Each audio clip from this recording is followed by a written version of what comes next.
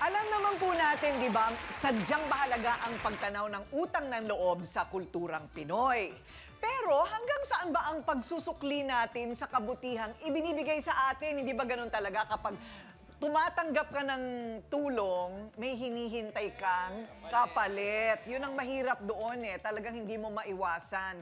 At yan ang susubukan nating alamin at pag-aayusin sa dalawang magkaibigan sana na nagkakasiraan. Eh ano pa nga ba ang dahilan? Dahil sa, ito ay parang ano to ha, title ng pelikula, Ganti ng Damdaming Sawi.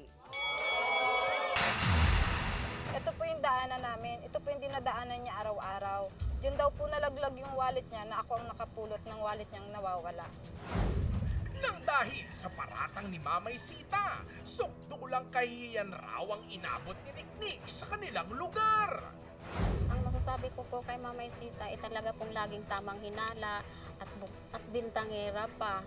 Sa katunayan nga po hanggang ngayon hindi kami nag-iimikan dahil sa walang kwentang bagay na pinag-aawayan po namin.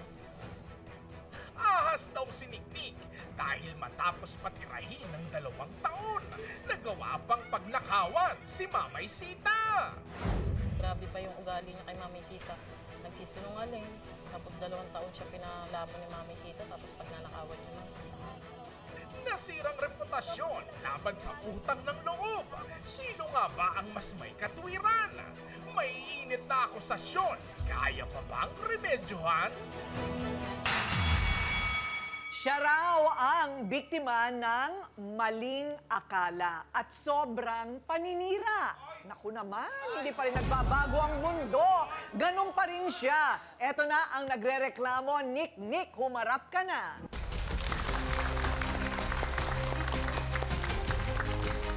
O ano ang problema? Problema ko po si Mamay Sita po. Kasi po, pinag-ano niya po na ako yung nakapulot ng wallet niya.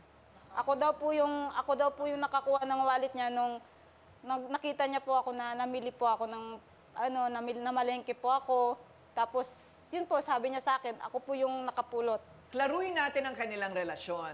Kayo'y medyo magkaibigan. Opo. Na kayo'y nakikitira. Opo. Nakikitira. Anong klase ito? Bahay? Kwarto lang kayo? Kwarto po. Kwarto. Opo. Paupahan.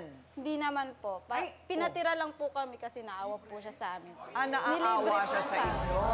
Oo. So, libre. Opo, libre po. Oo. So, maawain naman pala itong si Mama Sita. Maaway naman po siya. Oo. So, anong kapalit? Talagang libre lang. Opo, pinatira lang po talaga kami doon. Oo. Sabi niya, nirereklamo mo pa daw. Bakit nirereklamo mo pa? Dahil po yun sa wallet na di po siya makamove on hanggang ngayon po. Pinagkakalat niya po kasi ma'am na ako po yung nakapulot ng wallet niya. Okay, magkano ba yung laman ng wallet? 4,000 daw po sabi niya. Kinuha mo ba? Hindi po totoo yun ma'am. Okay.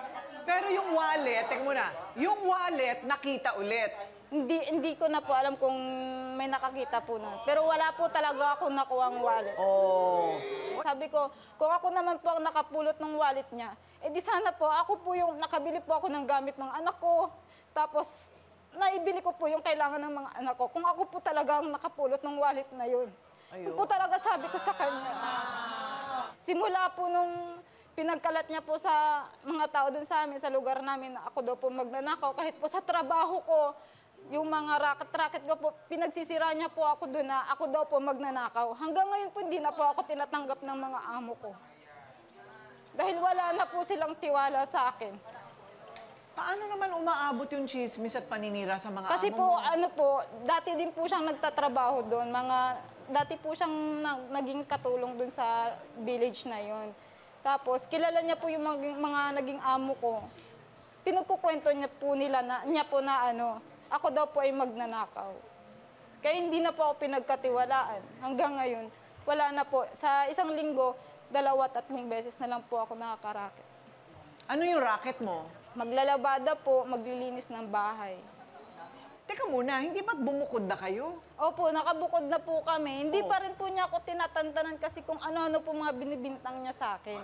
Pero kayo ay nagpagawa ng bahay, di ba? Opo, nagpagawa po kami barong-barong po para lang po makabukod Parang kami sa- barong-barong Opo, lang? pero hindi pa rin po niya kami tinatantanan. Siya na